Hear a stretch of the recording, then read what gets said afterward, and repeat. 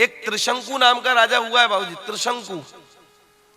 त्रिशंकु वशिष्ठ जी का चेला है। एक दिन गुरुजी से कहा, गुरुजी एक काम करो, लोग मरने के बाद स्वर्ग जाते हैं, पर कुछ ऐसा करो मेरे लिए व्यवस्था कि मुझे जीते जी स्वर्ग जाऊं। वशिष्ठ जी ने कहा, भैया भगवान के विधान के विरुद्ध हम नहीं जाएंगे, क्यों तू व्यर्थ की बात कर रहा है? अरे मरने के बाद सब जाते हैं, वैसा ही नियम है, नियम के विरुद्ध नहीं जाना चाहिए।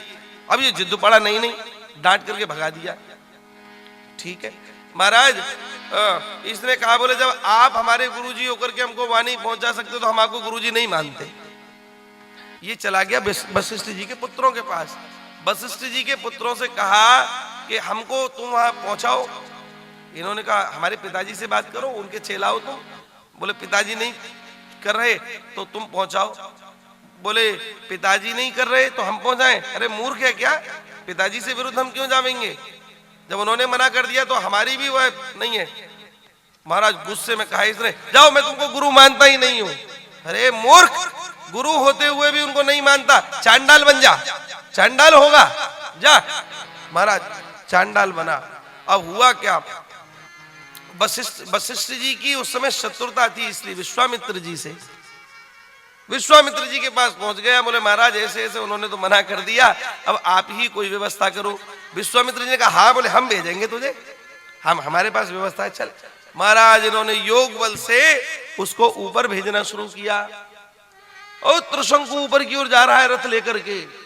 जैसे स्वर्ग के द्वार तक पहुंचा तो इंद्र ने देखा, अरे जीते जी कोई मनुष्य ऊपर तक आ रहा है, ये तो महाराज घोर अपराध होगा। ऊपर से उसने लेकर के धक्का मारा त्रिशंकु को, ध्यान देना, धक्का मारा।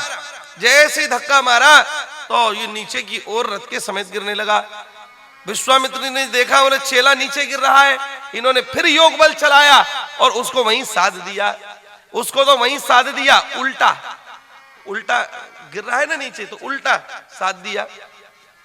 और स्वयं भी एक दूसरे स्वर्ग का निर्माण करने लगे विश्वामित्र जी। अरे महाराज संत चाहे तो क्या नहीं कर सकते, दूसरे स्वर्ग का निर्माण करने लगे। जैसे दूसरे स्वर्ग का निर्माण करने लगे तो इंद्र ने हाथ जोड़ के कहा, बोले महाराज क्यों आप गड़बड़ कर रहे हो? अरे एक स्वर्ग है फिर दूसरे को बना रहे हो, ये सर्वथा अनुचित है। मैं आपसे निवेदन करता हूं कि अब आप इसको नीचे मत गिरने दो, पर यहीं स्थित रखो, लेकिन ऐसा काम मत करो कि भगवान के नियम में परिवर्तन हो जाए। महाराज जी त्रिशंकु गुरुद्रोही निकला और गुरुद्रोही होने के कारण आज भी वह उल्टा लटका हुआ है, उल्टा। प्रमाण क्या है इसका? प्रमाण क्या है? आपने सुना है नाम मगहर का? मगहर कहां सुना है? मगहर का नाम सुना है? कबीरदास जी ने कहा था ना कि भाई काशी में तो सब जग मरता है, पर मैं तो मगहर में मरूंगा, क्योंकि मगहर के लिए आज भी एक ऐसी बात प्रसिद्ध है कि मगहर में जो मरता है वह नरक में जाता है। आज भी भारत यही, आप लोग जब गोरखपुर जाएंगे दिल्ली से, गाजियाबाद से और गोरखपुर के लिए, तो रास्ते में वह स्थान आता है और एक नदी पड़ती है, कर्मनाशा नदी है, सुना है बोल? है? हाँ, तो कर्मनाशा नदी भी पड़ती है रास्ते में, कर्मनाशा नदी, और जो है और मगहर भी पड़ता है रास्ते में। तो वहां क्या है कि वहां पर जो मरता है महाराज, उसको भगवान की लोक की प्राप्ति नहीं होती, नरक मिलता है। क्यों?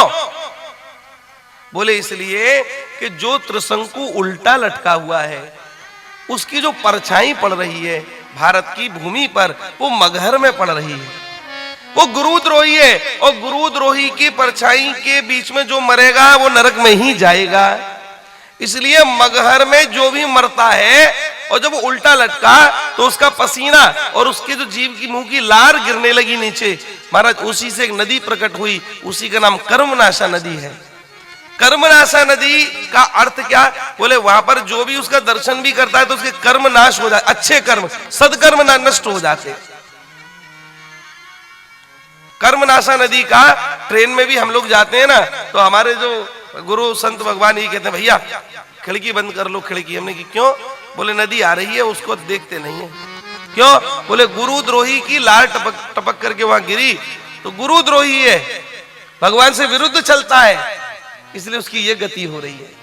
महाराज हम लोगों ने फिर वह बंद करके ऐसा करते। तात्पर्य हम ये कहना चाह रहे थे आपसे, ये प्रमाण हम आपको इसलिए देना चाह रहे थे कि आप लोग ये ना समझें कि हम केवल कथा कहानियां बहुत प्राचीन समय की कह रहे हैं। कथा प्राचीन है पर परिणाम उनका आज तक भी है।